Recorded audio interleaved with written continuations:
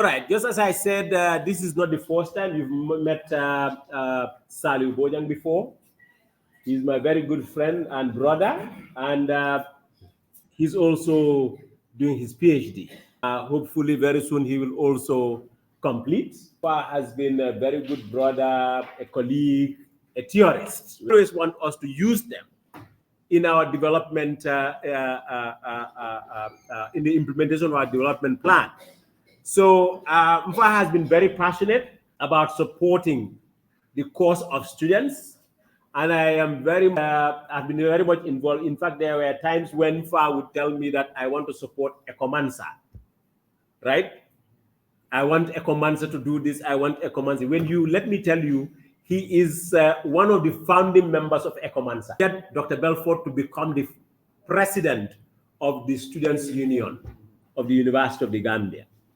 And in his tenure, what has been achieved, well, I'm not saying it has never been achieved in the history of the University of the Gambia. Then we were not used to all these fundings. But for the first time, we were able to raise funds that were so huge. In fact, Ecomansa, could you imagine, the first time we brought people from Dakar, we hosted them in a hotel from the resources we mobilized. And during his time, that is why today when I look at Ecomansa, I laugh. They are not doing so much. We were not relying on student contributions, asking students to pay $1,000, whatever, $2,000 to go and party and whatever. No. Organizations were giving us. And when organizations give us, we were running mystery shoppers for even Standard Chartered Bank. Standard Chartered Bank, Trust Bank. During our time, we did mystery shoppers. Every year, they will ask us to do customer whatever survey and pay. And each of the students who participate, we pay them. The balance of the money, we spend it on our programs. All right? So he's a key, when it comes to mobilizing funds, he's very powerful. So today, well, I think I should stop here because I want us to go home early enough today. Not the usual long, whatever. So far, you are most welcome. And this area, in fact, when we were just about completing our program, when he started working practically in a marketing area. I think if I remember very well, it was an insurance company, right? No, it was a microfinance institution. Microfinance institution as a marketer. Sales, right? They came to the university to scout someone, so I was lucky to be recruited. Good. So, Mfa, the floor is yours. You may proceed with your presentation. I must confess, Dr. Sanyang, you are just an exemplary figure. I must start with that. There is a beautiful statement by Immanuel Kant. Immanuel Kant is a philosopher, is a German for that matter. This is what he said. He said, examples are gold cards of standard. Examples are gold cards of standard. This is exactly what Langsanya was attributing. Whoever may be from this faculty, us and you students, I think before you leave that particular faculty, you should also emulate from the previous and leave behind you something. Be an exemplary figure, if not from the faculty, but when you leave this institution, try to leave something behind. And that is what you study in longitudinal thinking. When you do marketing very well, you will come to a place where they state longitudinal thinking. And in that, you have to study what you call legacy factors. So we should be with this mindset called leaving a legacy behind. Very crucial. That is why, and I believe there are some of you who are equally very groomed in mathematics. When you study mathematics, there is, especially in linear algebra, you will come out with an equation called y equal mx plus c, but this is a common one even in high school standard. But usually for us, the management scholars, marketing scholars, business scholars, finance experts in the making, accounting experts in the making, we always apply this equation in whatever thing we are doing. This is why today marketing is so difficult of a course. If you apply to Stanford University, University of Chicago, boy, marketing is super tough in those schools. It's all mathematics. So in other words, what I'm trying to derive at, we always play with the C variable, the consonant variable, in the equation y equal mx plus c. Long story short, no organization for that matter is built from 45 degrees angle. All organizations, including the Gambia or including University of the Gambia, all of this are an organization, they are built with a 90 degrees angle. No organization starts at zero. It starts at somewhere. Fast forward. That is to say, that is how I am trying to reference Sanyang. But you guys might be following me. He is someone who always leaves a legacy behind. A generous human being. Someone well built. I don't know what to say, but there are 4 cardinals of virtue. And in these 4 cardinals of virtue, you have justice, prudence, temperance, and fortitude. To put it all together, there is this great scholar, his name is Socrates. Socrates coined something which all of you in this room fits very well or are on the path of growing to that extent. And this is what he says. As humans or students of knowledge, there is 3 things we should composite. 1, we should be intellectually sophisticated. 2, we should be spiritually fortified. And 3, we should have some humility. Intellectual sophistication, spiritual fortification, and some humility. I'm telling to every student here, to all of us, including myself, be reminded that when you encompasses all these 3, to be honest, whatever legacy that Sanyang was able to leave behind, or all of us will be leaving behind, some people will catch up from that very level. In other words, an organization never starts at 45 degrees level.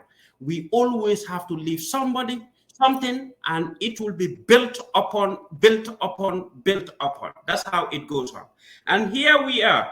It's called Entrepreneurial Marketing. But I have to, with self-introduction, my name is Salieu Bojang. I am currently a student, just like you people, pursuing a different level. My experiences ranges from marketing to insurance, insurance to entrepreneurship to you name it. Even I teach accounting when I was at GTTI. You take me to finance, I can get you something there. You take me to marketing, I can get you something there.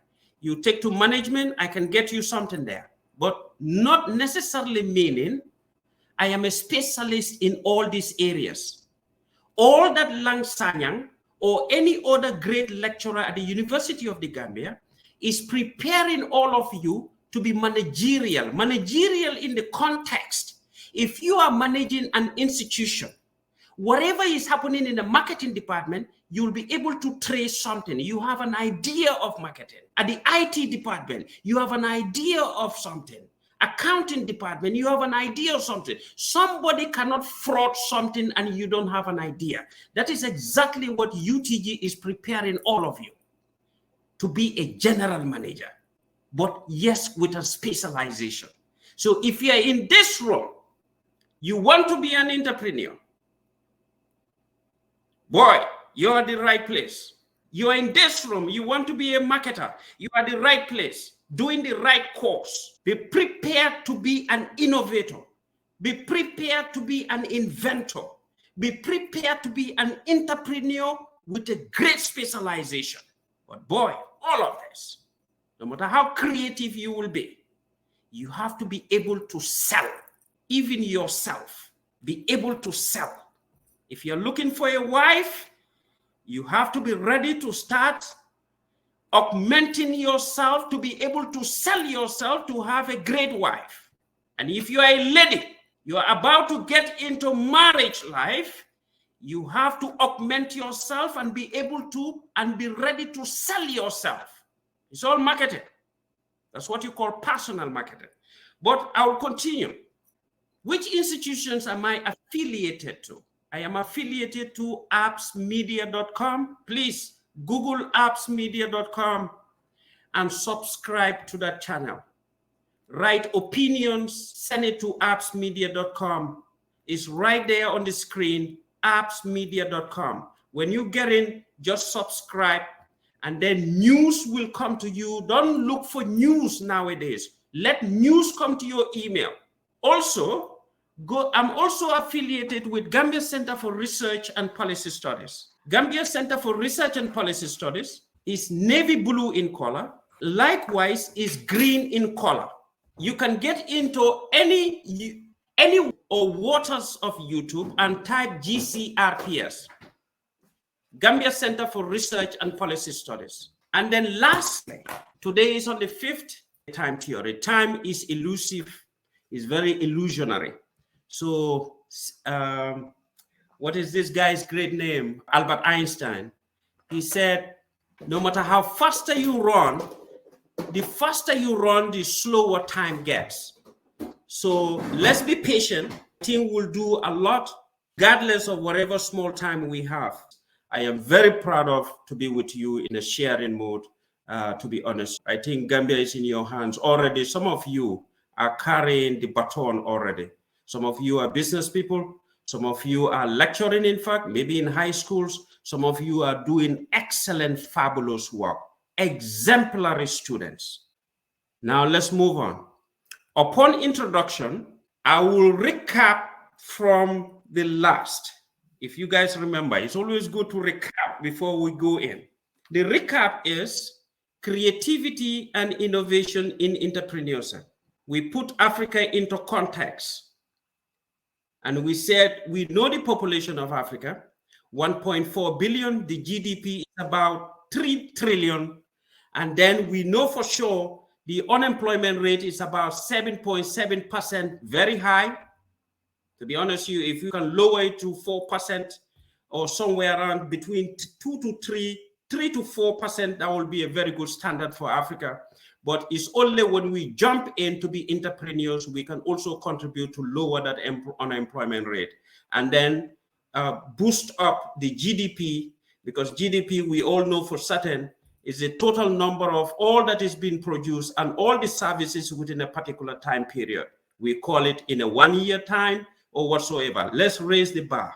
It's about 3.1 trillion, but we can push it upwards. Our population, let's grow it. Population has a huge significance. Forget about Malthusian theory. Malthusian theory has its own drawbacks, has its own advantages. So, but in any case, we know the startups, particularly in the West Africa, the people who jump in to start businesses in the Western side of Africa, male predominantly are the dominants. And then we have some females. Females is about 9%, 9.8%. The number of females who jump in to start businesses in West side of Africa is about 9.8%. And then for males, we are about 90%, very, very high. We would love more females to jump in as startups. That is what Sanyang and many others in the university setup are preparing all of you to jump in.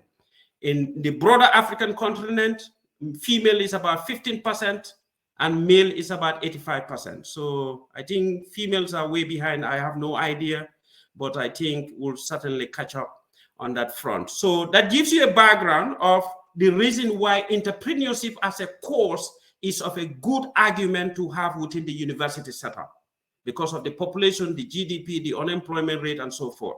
So if some of us can come as entrepreneurs, we will fill in the gap. So a course is not necessarily to be taught without an argument. Why are we doing this course? So that's the argument I am trying to put forward. Fast forward. As did we get into that? We explain what creativity means, innovation means, and entrepreneurship. You come up with a new fascinating idea, we say that's creative. Something you can think and come up with something new. Innovation, you have to transform the idea. Whatever idea comes in, you just transform it. And then at the entrepreneurial section of it, that is where you manage. You don't only create or develop, but you manage.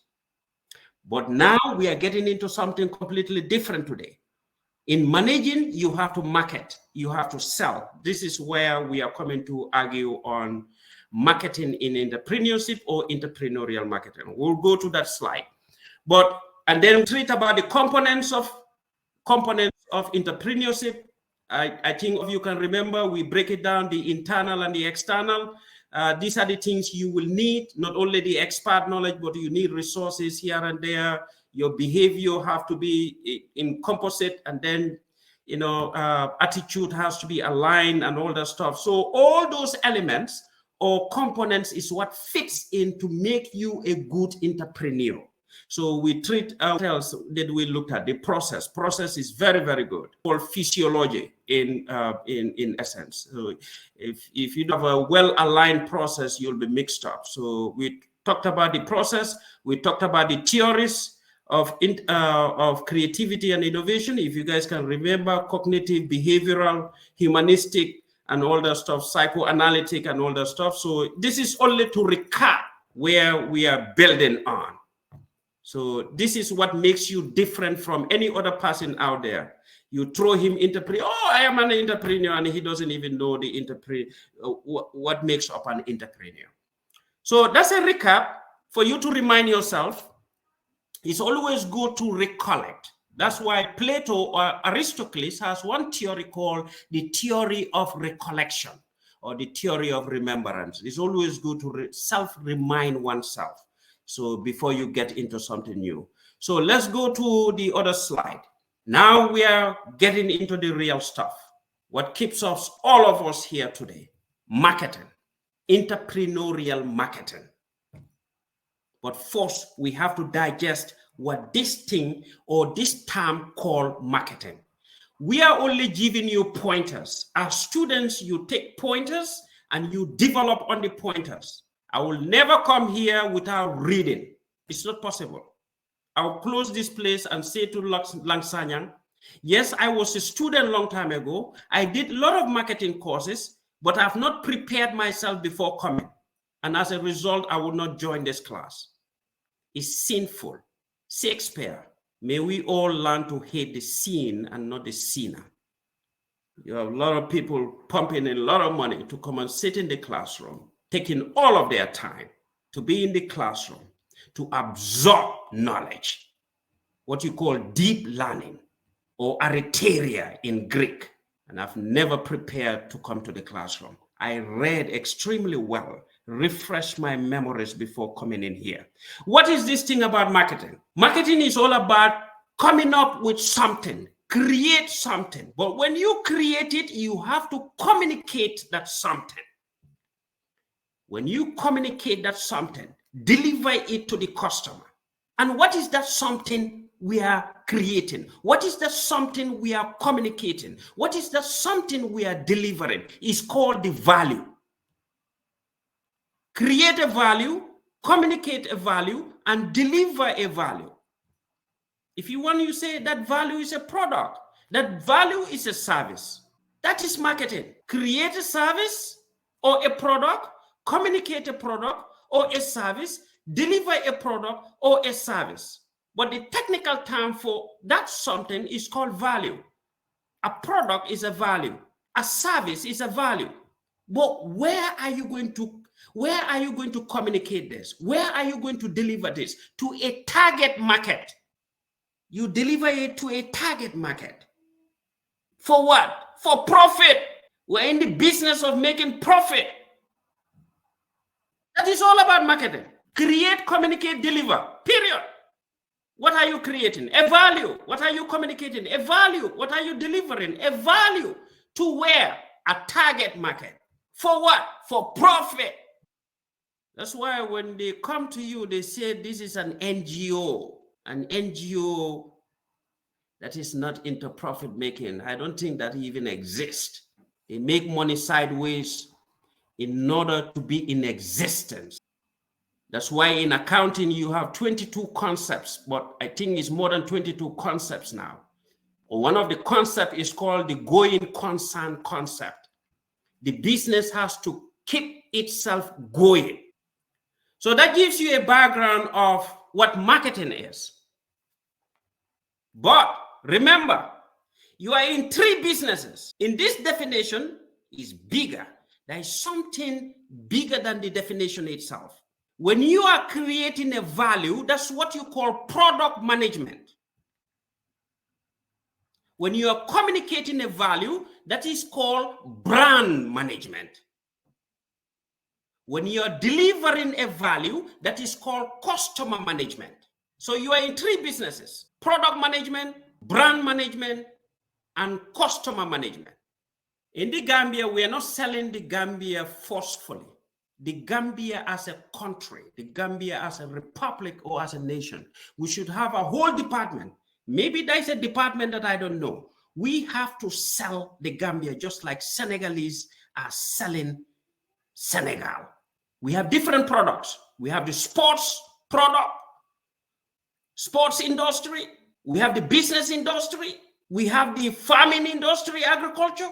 All of these are products and services that we Gambians are able to create, and we have to communicate it rightly. And then we have to deliver these products rightly, not only to Gambians, but outside of the Gambia. This is how the name of a country becomes so strong. But in it, you have to make the actors right. That's create, communicate, and deliver. That's marketing. Create means product management. Communicate means brand management. Deliver means customer management to a target market at a profit. Now, let's go to the second slide. Understanding what is marketing. This is why definitions are very crucial. And underneath a definition is something bigger, but already you've seen that. Second slide. You see, entrepreneurship is separate from traditional marketing. You have what you call entrepreneurial marketing. It's slightly different from the traditional ways of doing marketing. If you are able to differentiate that, then you will be able to know what course of selling, what course of marketing to do separate from the traditional way of doing marketing. Very important. What is the traditional way of doing marketing? Then we use what you call the offline media, print, newspaper, and all that stuff. And then you are in traditional marketing, you are not creating new customers. You are just managing the existing customers. So today, if you are to become an entrepreneur, man, you are no longer managing existing customers, but you are working on something different. And then in this particular type of marketing, traditional marketing, it requires large amount of resources. That is why jumping into entrepreneurship is so good. So in traditional marketing, what are we saying? This is where we leverage on print media and things of that nature. That are things that are non-digital. And we are always in the mood of managing existing customers or resources that we have. But at the same time, this one requires a lot of capital. It's very high capital intensive. As opposed to entrepreneurial marketing, which is digital by nature, is online by nature. And here we are in the business of looking new customers, new resources. And yes, it requires less capital. That is the difference. Traditional marketing is different from entrepreneurial marketing. One, the other requires very capital intensive. The other one is less capital intensive. The other one, you manage things you already have. The resources you already have, the customers you already have. But in entrepreneurship or entrepreneurial marketing, you are managing or you are trying to capture new customers, new resources. That is what you are in the business for. Anyone in this room, if you call yourself an entrepreneur, you are in the business of food industry or non-food industry, and you said you are an entrepreneur, you want to do entrepreneurial marketing, be in the business of looking for new customers and new resources.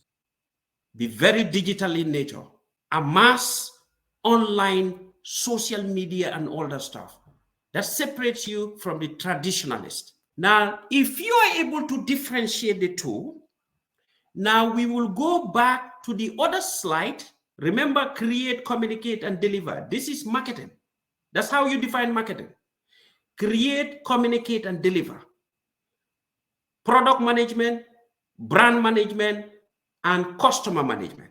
That is where we are now coming to focus, because we need to understand that.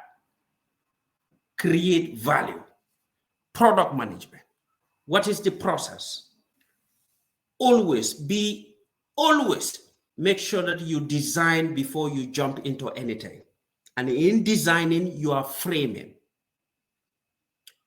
I would suggest anyone here, there's a reason. Economics is the founder of marketing. It's not management. I want everyone to know this. Marketing born from economics. But marketing and management, they are intertwined. So when you say create value, it means product management. We're in the business of managing products. That's one definition of marketing, creating value. And when you say creating value, you are in the business of managing products. And in managing products, you first have to design the product. Upon designing the product, you are in the business of now developing the product.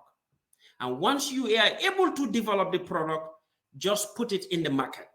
And when you put it in the market, there are people here who are already in the market with their products and services.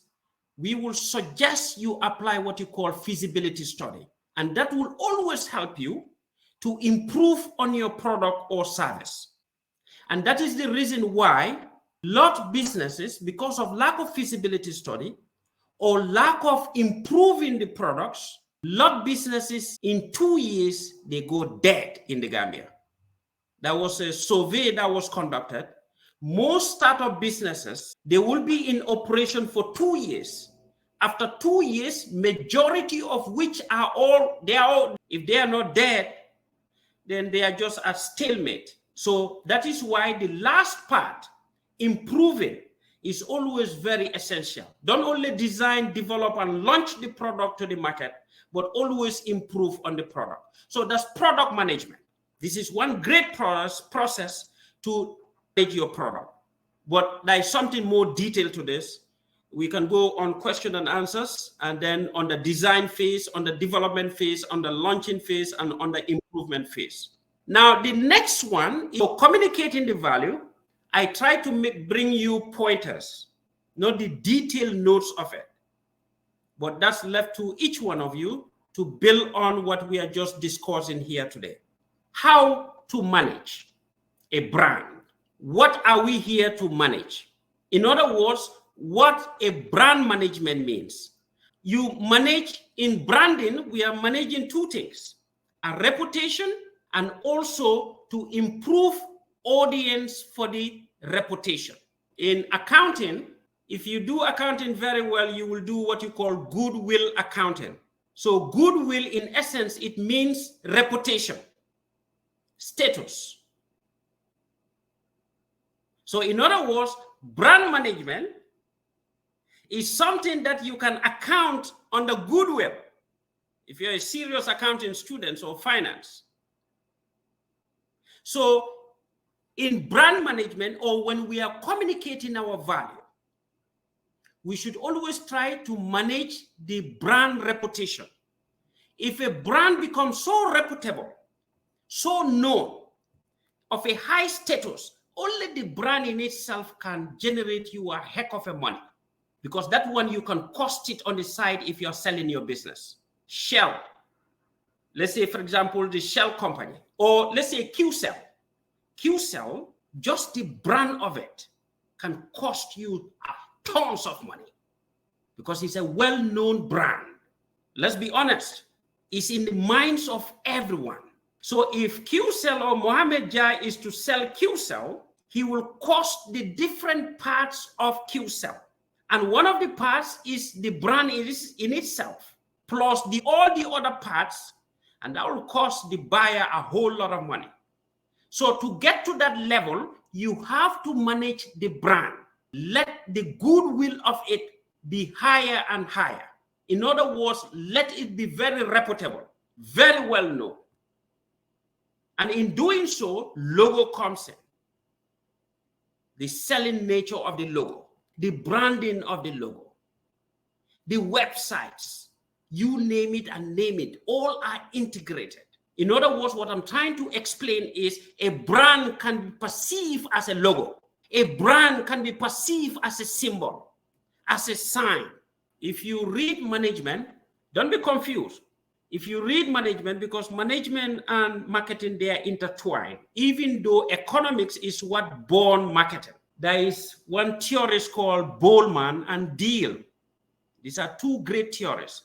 They came up with a book called Reframing the Frames. In reframing the frames, you have four compartments. You have the humanistic part. The symbolic part is what I'm coming to explain here. The symbolic part, if a brand is collapsing in front of you, customers are no more buying into your brand. Your brand is losing status. You can reframe it in order for it to become symbolic. And becoming symbolic, it becomes very much of a goodwill.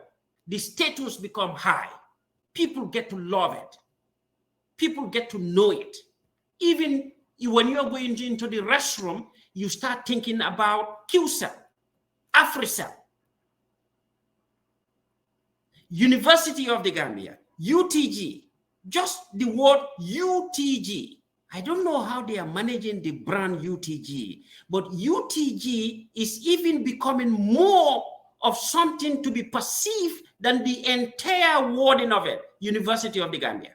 That's one excellent way of managing a brand.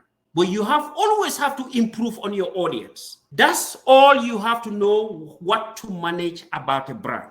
Reputation and audience perception to that reputation. How to manage it. How means process. Always try wherever, it's called situational analysis. Whichever environment you may be, where you are coming up with your idea, and then the idea transforms itself into a product. And now you are in the business of managing, which is entrepreneurship. And now in the journey of entrepreneurship, you are marketing or selling your product. Before doing anything of that nature, always try to scan your environment for any new opportunities that may be there. Try to know your market. That is what we call marketing research. But that is also another sub-discipline of marketing. Engage in what you call marketing research. Recognize opportunities that may be within your environment or within a particular environment. And by recognizing the opportunities around you, you have to analyze it. Don't be dumb for not analyzing what you are seeing. That's why we are doing business mathematics, business statistics, to engage us in analysis. I will tell everyone, if you're not strong in statistics, please try to know the basics. It will help you. Don't only create, communicate, and deliver. In the process of that lineup, you have to engage yourself in a lot of marketing research. That is the how part of brand management.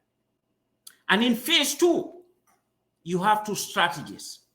That is what you call, in marketing terminology, go-to-market strategies. Make a research, analyze the market, and then now the other phase, go-to-market strategies. It's all about strategy. And that strategy is what gets your product or service into the market. Scan the environment, analyze the environment, and then deploy your strategies. Once your strategies are strong, no one can stop you. And you see, I use paint program. I try to be very creative coming into this lecture. So most of the models you are seeing here, I use paint program. These are facilities available with your Microsoft Word. Don't try to steal anyone. Read and have an idea. come up with your own innovative way how to teach or how to present your teaching. So at the bottom, when you are scanning your environment or a particular situation, you always have to know your total market area. I'm just putting it in simple terms. Once you're able to define your total, look at where you have to serve in that total. You are someone who came up with a different way of doing chakra. This chakra product is super good the way you created it. And you formulated all your communication go-to market strategies. Now you are in the process of delivery. But before engaging on all of that, how to manage your brand, how to manage that particular product to be in the market. Make sure that you define your total market. My total market will be in the rural areas. And in the rural areas, I will only serve in the Bansang area. And in the Bansang area, I have a particular target. Who are my particular target? The young generation. So that is how you go about scheming everything. Total, serve area, target area. That's what you call target market strategy. Segmentation comes in. A whole bunch of different strategies or frameworks comes in the marketing. There are too much, but we can go back and forth in marketing during the question and answers. So to recap on this area, and why are we managing the brand? You have to know, because you cannot just be managing the brand or communicating the value or communicating your service or communicating your product without knowing why. Because I want to make aware my brand.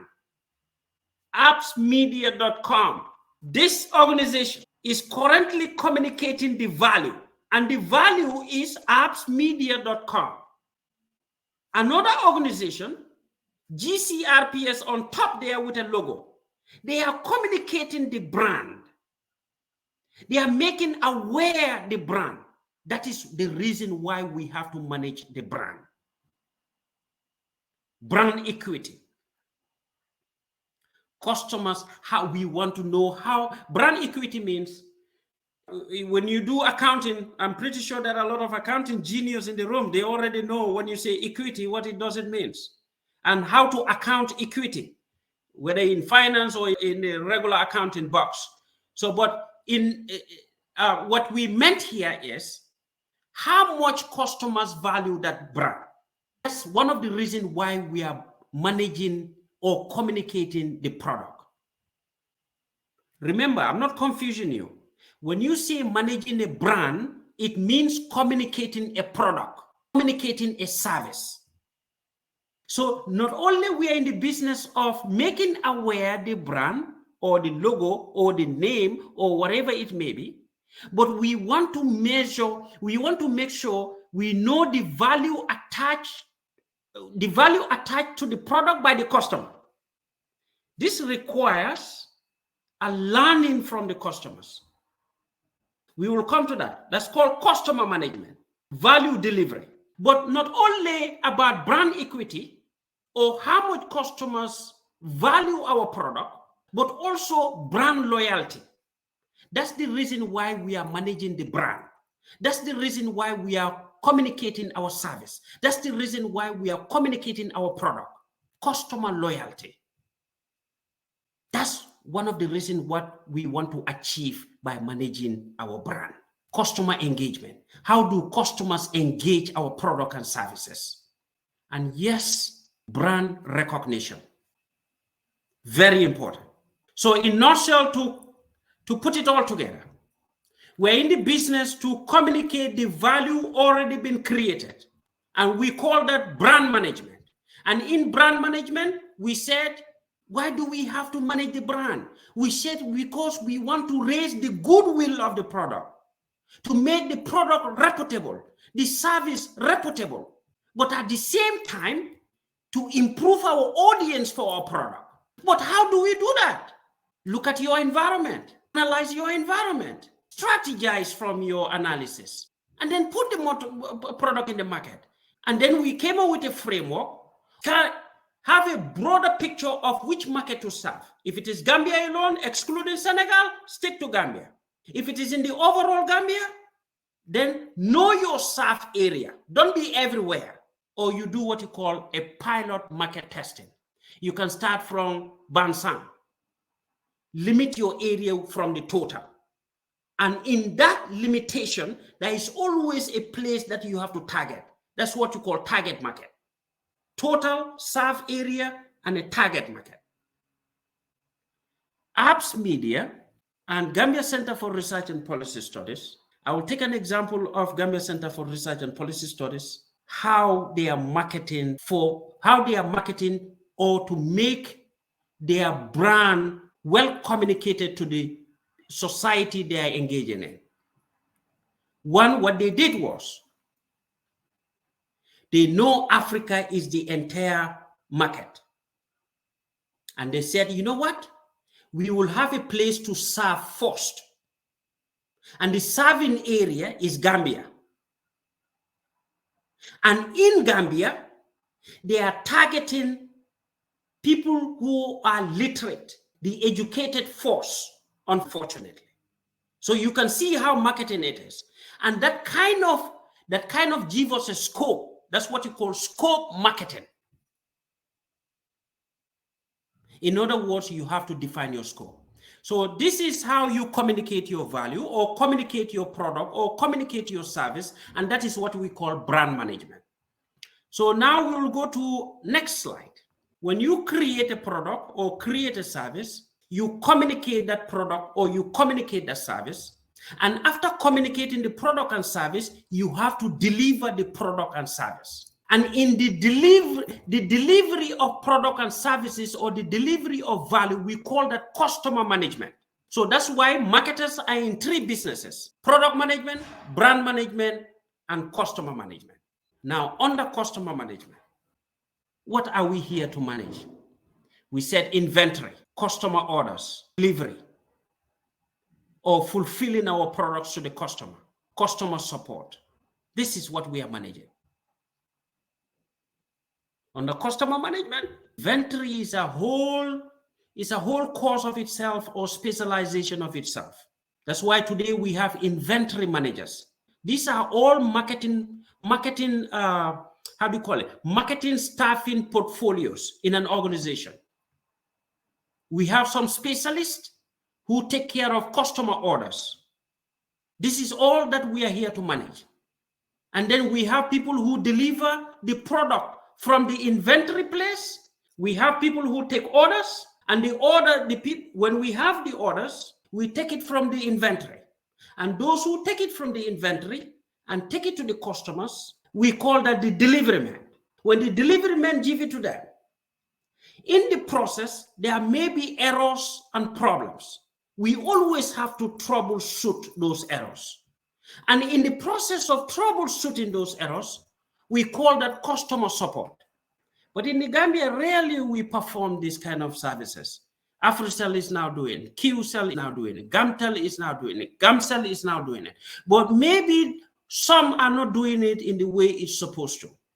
And we get customers frustrated.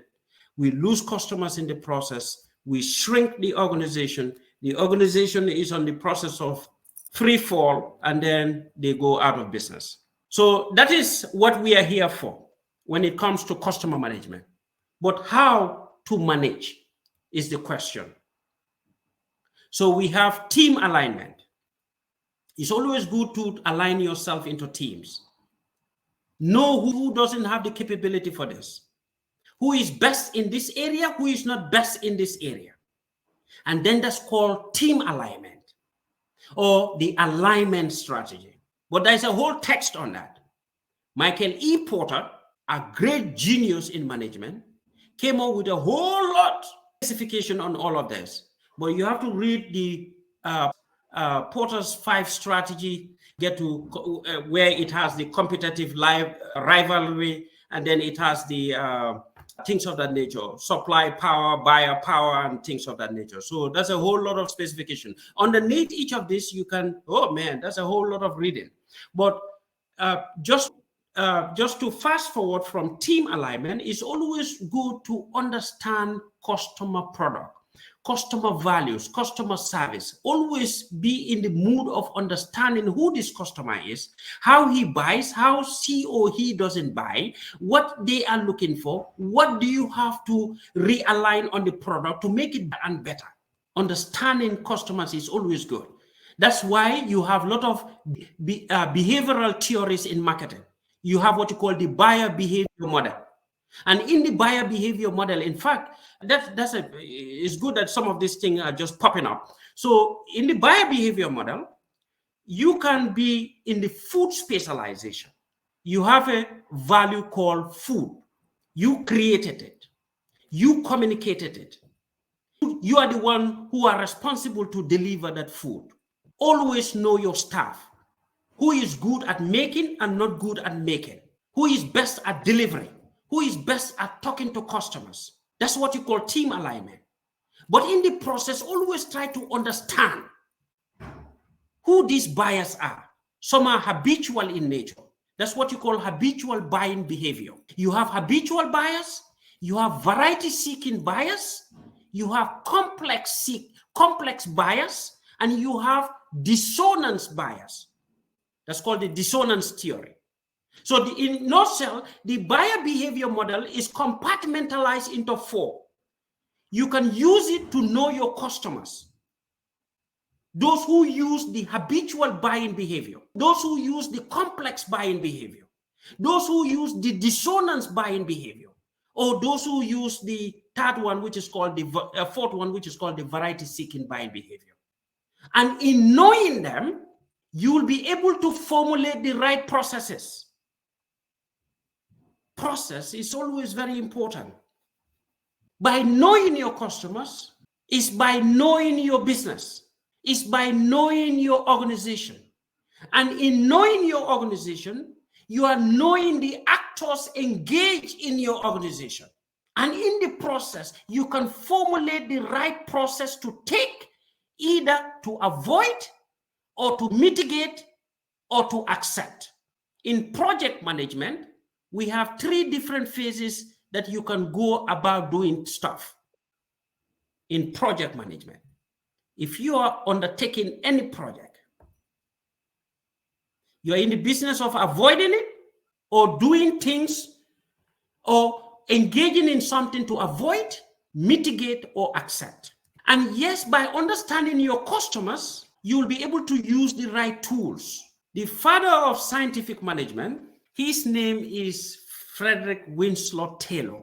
Frederick Winslow Taylor, if my memory can serve well, he's an engineer by specialization, but he happens to be one of the most outstanding guru in management sciences. He was the architect of the scientific theory of management. He came up with a lot of different stuff.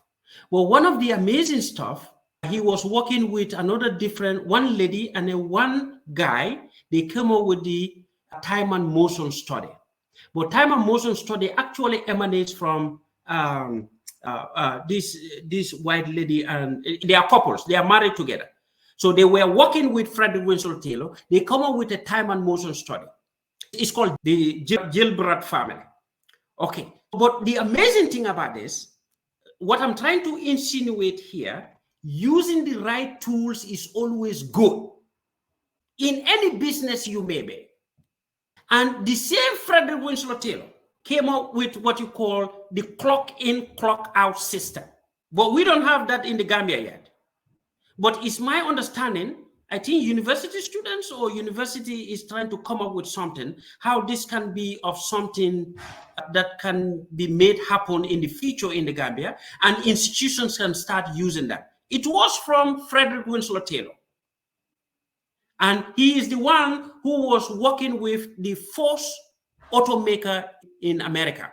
So the automaker started employing the clock in, clock out system, the time and motion study. In other words, what we are saying here, using the right tools, try to bring science into your entrepreneurship, trying to bring science into marketing, be technological into marketing. That's what's called entrepreneurial marketing, because entrepreneurial marketing is all about digital. It's all about online. It's different from the traditional base of doing things, offline. No, be technological. And then you will outpace your competitors. Because if you remember Michael E. Porter, he's an MIT, if I'm correct, he's an MIT professor. He's called Synergy. Sorry, Synergy. Michael E. Porter was from either Harvard or MIT, I don't know, any of these two. But he came up with what you call, you can be in the business, but you will have new entries into the business. That's called Porter's five strategy. New entries will come in, new substitutes will come in. So you have to make sure that you're using the right tools, you are using the right processes, you are getting to understand your customers, you are realigning your teams in a better way. And in the process, always evaluate. And then why? Why are we in the business of customer management? Or why are we in the business of managing customers? To find solutions to what customers needs and to satisfy customers. Those are the only two. We're in the business of customer management or delivering value to customers just so we solve their problems and to satisfy their needs and wants. That's why when you're defining economics, needs and wants has to be in your definition. So just to recap, delivering value, delivering product or services. We call that customer management. In managing customers, what are we doing? Inventory, managing orders, managing delivery, filling products, and troubleshooting, customer support. That's all we are doing in managing customers. But how do we go about doing that? We said align your teams. That's why specialization is important. You see, Adam Smith is an economist, and he is the one who architected the wealth of nations. And this was in the 18th century or in the 17th century. I'm beginning to, and in the wealth of nations, he innovated this, he was the first person to coin this word specialization or division of labor, we call it. It's very important. In any setup you are, in any entrepreneurial setup you are, make sure that you have job specialization, task specialization, project specialization, everything, just make it in a specialization format. And in the process, you can be able to properly realign your teams. Who is good at this, who is not good at this. That's one way to how to manage customers. And two, we said we have to be in the business of understanding our customers, formulating the right processes, using the right tools, and always evaluating what we are delivering. If it is an ice cream, always be in the business of evaluating it. Is the taste fitting well? That's called the taste preference. Is the price so good? There are many different pricing schemes. The scheming method, penetration strategy, you name it, it's a bunch of it. It's about 5 of them. Discrimination method, or so forth. So always evaluate what is going wrong, what is not going wrong, what is being accepted, what is not being accepted. And then you get into what Bowman and Deal says, reframing the frames. Always reframe always reframe whatever state you are, and in the process, reframe your human element, reframe your structural element, reframe your symbolic element, as well as the fourth. He has 4 different frames where you can realign the political element. Because if you are an entrepreneur, there is what you call organizational politics. Organizational politics is different from the politics that is going on in our nation. You have to study organizational politics. It's always good. Now, why are we in the business of managing customers? To solve customers' needs and wants, to satisfy customers. That's it. So remember, we're in the business, in entrepreneurial marketing, we're in 3 businesses: creating value, communicating value, and delivering value. We will take you to the last slide. That's the summary section of all of this. We talked about what we did in the last class: creativity and innovation in entrepreneurship. And then we also And in the process, we are laying out the argument why entrepreneurship as a course is relevant to all of us and why we should take it seriously from the last class. And we put Africa into context. And if you guys can remember, we also put the Gambia in comparison to Senegal. That is all to argue why is this course very essential.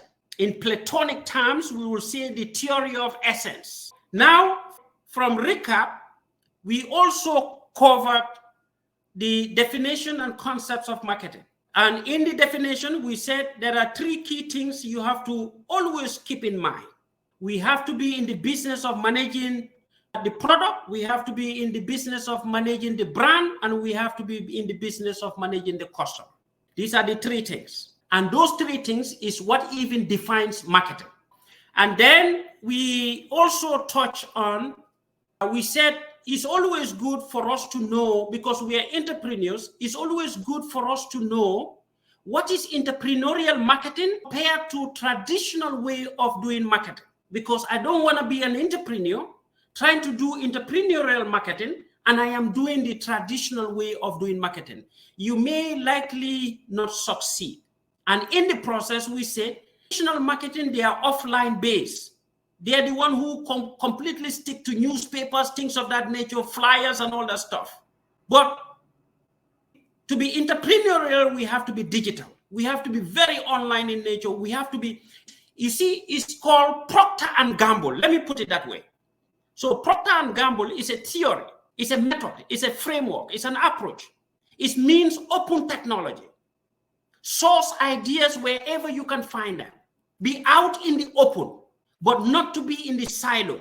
So silo is traditional format. Open mean open in the open space is the entrepreneurial format. So just to put it in a different way so that you guys can. So that's the difference. And then we said traditional format, it requires a lot of capital. If I want to do traditional marketing to service my product and service, it requires me a lot of money. So why not let me do in an entrepreneurial marketing that will save me a lot of money because it's less expensive. And then we said in the traditional means, you're only focused on managing what you have. Traditional means they are only focused on managing what they have. And this is very accustomed to many organizations in the Gambia. That's why they are not in the mood, they are not in the field of creating and expanding their customer base because they are only managing what they have. But if you are an entrepreneur or an organization that is entrepreneurial, you are always in the field or in the mood or in this behavior. That's why one of the components of entrepreneurship is called behavior or attitude. You should always have the attitude and behavior of getting new customers, capturing new customers. That's entrepreneurial marketing. Entrepreneurial marketing, they are always looking for new customers, non-existing resources or non-existing customers. We call that prospects. And then we also covered, and then the last thing we covered, someone is trying to call me. The last thing we covered, I am wrapping up. The last thing we covered is called create value. The different types of businesses that entrepreneurial marketings are engaged in. Creating value, communicating value, and delivering value. We call it product management, brand management, and customer management. And then the other slide is the references. I have to be very honest. In whatever you do in the learning industry, just be brutally honest. That's what you call intellectuals of sacrifice. Whether you've done some reading or you've not done some reading. I must confess, I read a lot before coming, even though most of this I can remember. And honestly, these are the references I was going through. And some of them are in front of me. And then Lang can even tell you, I think Lang was able to tell you that usually this is who Lang is, but you may not know him. And I believe most of you here, you do something in order to be able to apply. So the bottom there you see is an application of marketing. So there are almost about 4 books here. but a lot at my home. But honestly, I was able to prepare before coming to make sure that I do justice to what I have to deliver. That's the reason why justice is one of the cardinals of virtue. There are 4 cardinals of virtue: justice, prudence, fortitude, and temperance. Very important. So the last slide is to tell you I am very grateful to each one of the scholars in this room. This is what called students of knowledge. From here, you guys never stop. Gambia has the best of the best in this room. Boy, if you make it here, Gambia has a population of 2.6 million people. 2.6 million people. Of the 2.6 million people, you look at the tertiary sector alone, the number of people trying to get at the university level is so high. These are the lucky ones in this room. Many are there, they are without scholarship. They don't have the grades to fit in this room. If you are in here, make best use of it. You have the best lecturers among you.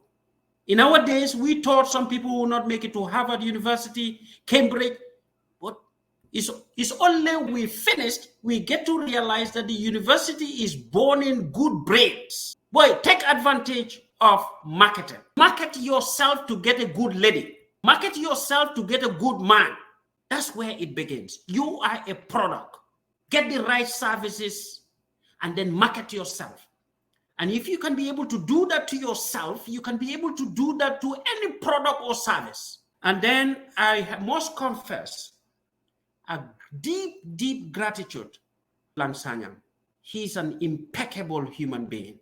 No. Very kind, generous. The number of people he helped, including myself, is too much. That's who he is. Never change. I don't know. Be a kind person. Speak kindly. I don't know if I've ever insulted a person. I don't know. But I can remember. Try to do something good.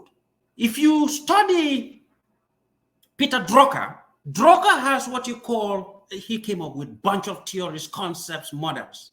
He's one of the most, in fact, I came here in 2005. Peter Drucker died in 2005 in California. And I was born in November. Peter Drucker died in November. And I think if you study economics, you will hear this other name. He's from the Chicago School of Economics, but he also died in the same month. But long story short, one of his small theory I can put across here is called the theory of efficiency and effectiveness. Efficiency and effectiveness rule. What does he mean? Do things right. Do right thing and do things right. So efficiency is process. If you look at it, do things right is a process argument. Effectiveness, doing the right thing, is a non-process argument, structural argument, behavioral argument. In other words, what I'm trying to imply here is let's always try as an organization, because a human being is an organization. We should always be in the mood to do things right and doing the right thing. And even in marketing or creating a value or communicating a value or delivering a value, always try to do things right and doing the right thing. You will always succeed, even if it will be difficult. Shakespeare, may our road be rough. May we succeed at the end of the day, but with toughness. So that's where I will conclude. And then my gratitude to School of Business and Public Administration, as well as all those sponsors who facilitated and engineered this remarkable lecture and a conversation. So I pass it to the floor for question and answers, if any. Thank you very much, my brother. I think we've come to the end of this presentation, and now the floor is open to anyone who wants to ask questions. The floor is open. Good evening, my in-law. I'll say my in-law. I can hear you. Go ahead. I say good evening, my in-law. I'll call you my in-law. Oh, wow, that's beautiful. Yeah, the Bojang are my in-law. I have to give you that respect. Awesome. Awesome. Thank you, brother. Thank you. On behalf of my colleague, on behalf of Mr. Sanyang, and on my own behalf, we would like to thank you for your time, dedication, commitment. It's too inspiring. A session like this, before we met you, Mr. Sanyang once told us that his wealth of knowledge is full of theories, and we've seen that. Going through the presentation, I say, Alhamdulillah, we've learned something. From the word marketing, I can tell you my 4 years joining into the University of the Gambia. It took me a paragraph to understand the word marketing. A 5-minute session with you, my in-law, 6 keywords, I was able to understand what marketing is all about and how it entails. Going back to why we manage branding, I will take you through a scenario. COVID-19, most of the airline industries were bankrupt. There was liquidation, I could say. Lufthansa want to buy Thomas Cook. Now the word branding came in. They said, you can be part of our share, but we cannot sell our brand. And Lufthansa was interested in the Thomas Cook brand, meaning if we are selling our brand to you, our identity, we have already sold our identity. So that part made their business very difficult. What they were finally agreed on was part of our business, that is condo, we will sell it to Thomas Cook, but our brand is not for sale. So this shows how important branding and brand in marketing is all about. Wow. Thank you, sir. Yeah. Oh, boy, that's powerful, man. That's powerful. What a story. You know, storytelling, you remember, you're bringing up a story here, and storytelling is one of the ways we can come up with ideas. So you brought up a story. I'm beginning to think very well. And I'm pretty sure there are students within your mates who are beginning to think. And you're very right. If you come up with your own organization and in the future you want to sell your organization, cost your organization right by evaluating it right. Sometimes the brand name of the organization can be more of a value than even the items and the products you are to give away. That's the reason why I am not surprised. They decided we are not going to sell the brand name, but we can sell other stuff within the organization. Sometimes even, what is a brand? A name, a logo, something symbolic. It's more than perception. It's all within the brand. So a brand in itself is augmented with a lot of different features. And they were able to do a very good will to the brand because they were able to communicate that product. They were able to communicate their service right to the customers. That's what you call brand management. Boy, if you are working in any public sector in the Gambia, be ready to sell that particular department well and brand it well. If you're able to do that, I bet no one in the Gambia will be in no way without the knowledge of not knowing that particular sector. They will say there is someone who is leading the agricultural department, but how he was able to turn around the agricultural department in a branded format to a point. Even going to a toilet, people start remembering the agricultural sector. There are other sectors people don't even know about them because they are not well branded. But that just to give you an insight. In other words, what I'm trying to put across, you've just invoked my mind. I think among you people, there should be people who should come up with a brand software, a branding company. Come up with your own branding company and be in the business to brand other businesses. So long story short, I will end there and I will turn it over to Lansanya. Thank you very much. Any more questions? Come closer, please. Come this way. Yes. Good evening, Dr. in the making. My name is Abdullah. Okay. Yeah, I'm going to make a request. That is to have your contacts, if possible. Oh, wow. That's a good one. Anytime. That's the short. I'll share his contact. He wants to have all your contacts. Oh, yeah. I know you want to have all their contacts. Most available. He's a marketing guru, so wow. I mean, he is out and would definitely want to interact with all of you, except if you decide not to. but you will, of course, receive a lot of messages from him. Huh? Wow. Any more questions? Yes. Come closer, come. Faster. There is another question. Just a moment, please. Good evening, sir. Yes, sir. Doctor. How are you doing? I'm doing great. And you? In the Gambia, youngsters, especially those entrepreneurs, most of us believe that without money or huge capital, you cannot venture into business. So you as a professional, what can somebody do to venture into a big business without having those funds Wow, to beautiful. start a business with a little capital or little resources? And how can the person do to boost his or her business? Wow, that's a very strong question. I know this can take us 30 minutes, but be brief, please. Yeah, I will try to be brief. The question is, most of us in the Gambia do think to get started into business, we need huge capital. And to become an entrepreneur, I'm paraphrasing the question, we now come to know that you require less capital to start a business. How can someone like me get involved with less capital? Good enough question. Number one, none of the businesses that I am engaged in, I came up with a huge capital intensive. How am I able to do that? I always come on board with a lot of people, each come with a fraction of money. And then we cut off the traditional way of doing business and jump into entrepreneurial way of doing business. There are many things we do in business today, including Gambia Center for Research and Policy Studies. We don't pay anything because everything is digital social. So you cut off that huge resource that's supposed to go into traditional way of doing it. But because you are now digital, you are now entrepreneurial, you're cutting off a lot of money. And that gives you a leverage to come up with something small. And even by coming with something small, it can be more of a less money if you partner with people. That's another smart way of cutting money. But even if you are to come alone, what you call in economics sole proprietorship type of a business, and you want to be an entrepreneur for that matter, scout for a product.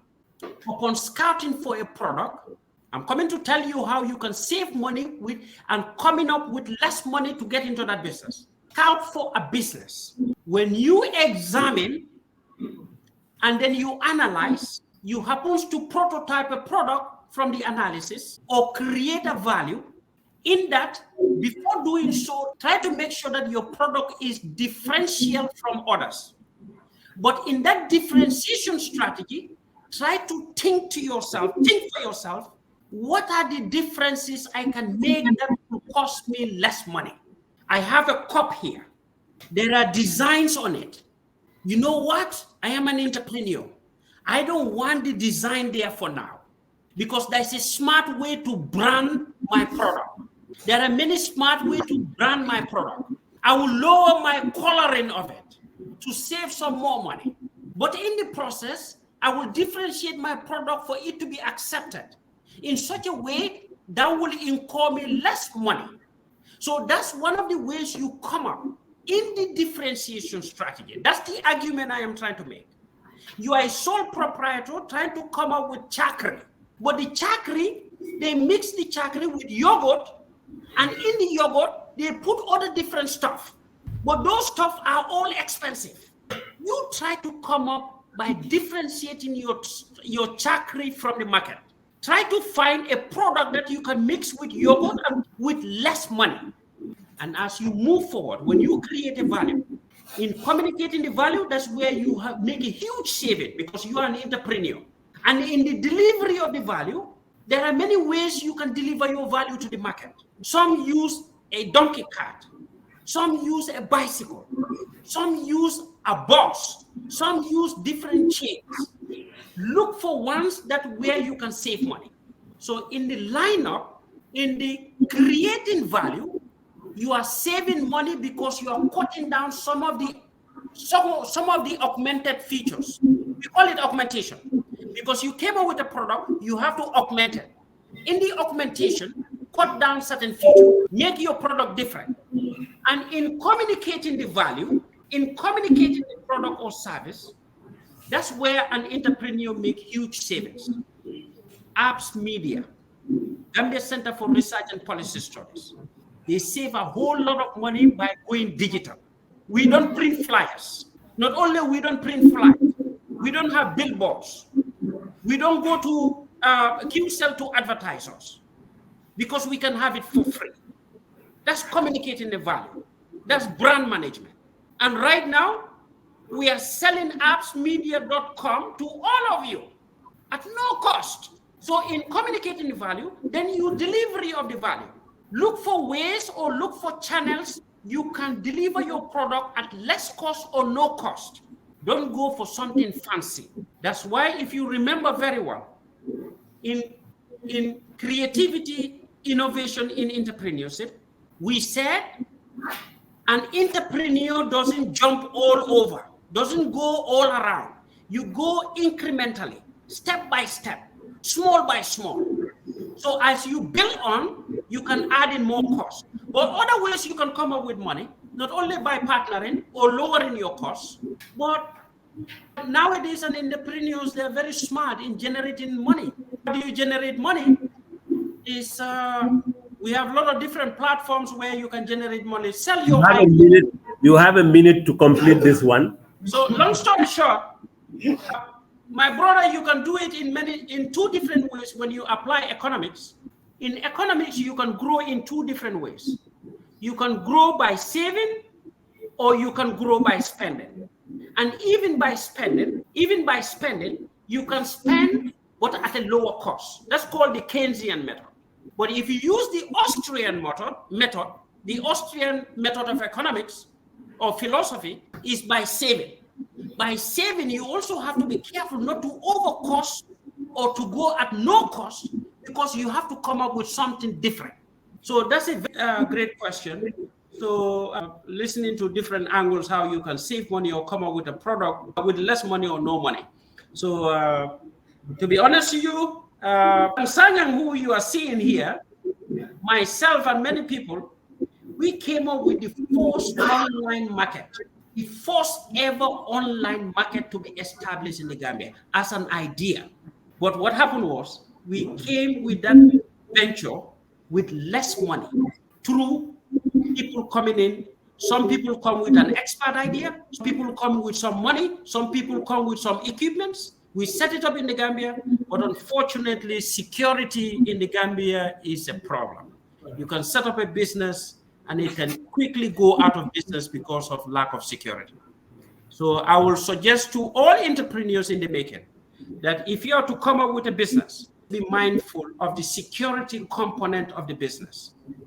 If your security argument of the business is not too strong or not well researched, no matter what you do, it will not go well. We know thieves are in abundance. Fraud is in abundance. So if you're coming up with a business, always think on that. Will you come up with surveillance cameras? Will you have watchmen over there? Things of that nature. Just to cut a long story short. Thank you very much, Mfa. I'll just add something on top of that. You see, what he is saying is very true. We started a company called Mfa and Group. As he said, as at that time, it was the only online platform in the Gambia. And people started putting their products on the platform. And in fact, eventually we created a store at Tabokoto. Unfortunately, we, as he said, be mindful of fraudsters. Somebody came and frauded us with almost 10 laptops. Almost everything in the store. Almost over 10 laptops. He said he goes to Guinea-Bissau. He took that number of laptops, went to Guinea-Bissau with our laptops. Until today, we cannot get this money from him. Excuse, I left the laptops there. Now I'm waiting for the money. Some point in time, the laptops that also remained in our store, thieves came. We reported this matter to the police. So we lost almost over $500,000 at that time. That was what killed our business. As a result, it became a problem because some of the people gave their products to us for us to display them in the store. So now having that confidence for them to come back, and they are in the West. So it was practically almost impossible. So as he said, you need to be very careful of them. But how to mobilize resources, he's just giving you a tip of Mfa. If you have networks, you can make use of. But one of the biggest problems we have in this country is a lot of people feel like, oh, people should not come and invest in my business. I should do it alone. You don't have the money. You have the idea. Just know what, for example, you can even say, who asked this question? You can decide to say, I will make sure that, so that others do not have control over your business, I will make sure that I sell not more than 52% of the shares of the business, because you want to have a controlling power. So others who might be interested in buying, make sure that you limit their shares. So when you do that, you will have control over the business. So probably the control they would have is just being shareholders. Those are all ways that you can use. So, I mean, just to call a long story short, there are a lot of ways that you can, of course. So thank you. Any more questions? If there are no more questions, probably we can invite somebody to give vote of thanks on behalf of the class. What a beautiful class this is. Okay. Beautiful class. Good evening. On behalf of my immediate boss, that is the class that is absent, I serve as the assistant. And the entire students here, we like to thank you for the second time for your precious time that you allocated for us.